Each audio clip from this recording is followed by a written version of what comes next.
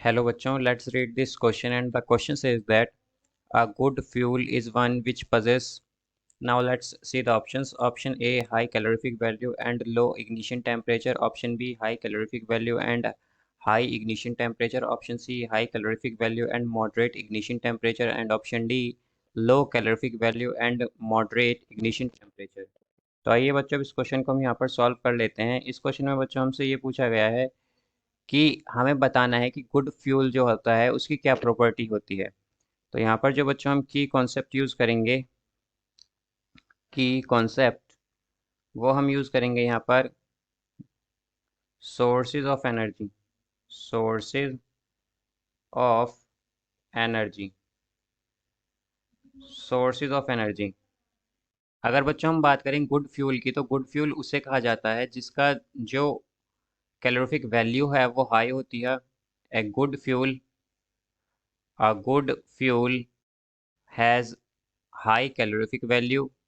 उसकी high calorific value होती है, कैलोरीफिक वैल्यू। बच्चों हाई कैलोरीफिक वैल्यू होने से क्या होता है कि हमें कम अमाउंट ऑफ फ्यूल में ज़्यादा हीट मिलती है। बिकॉज हम जानते हैं कि कैलोरीफिक वैल्यू क्या है। कैलोरीफिक वैल्यू से हमें ये पता चलता है कि हमें कितना अमाउंट ऑफ हीट मिलेगा जब हम 1 ग्राम ऑफ फ्यूल को बर्न करेंगे या कंबशन होगा उसका कंप्लीट। तो जिस फ्यूल का जितना ज़्यादा हाई कैलोरीफिक वैल्यू होता है, तो इसका मतलब ये होता है कि वो कम से उतने कम फ्यूल में कितनी हीट हमें प्रोवाइड करेगी। तो जिसका ज़्यादा कैलोरीफिक वैल्यू होगा वो हमें कम ही फ्यूल में बहुत ज़्यादा हीट प्रोड्यूस करके दे देती है। तो इसलिए हम कहते हैं कि हाई कैलोरीफिक वैल्यू होना ज़रूरी है गुड फ्यूल के लिए। और जो बच्चों सेकंड प्रॉपर्टी होती है गुड फ्यूल की, वो होती है कि उसका जो इग्निशन टेम्परेचर होना चाहिए वो मॉडरेट होना चाहिए।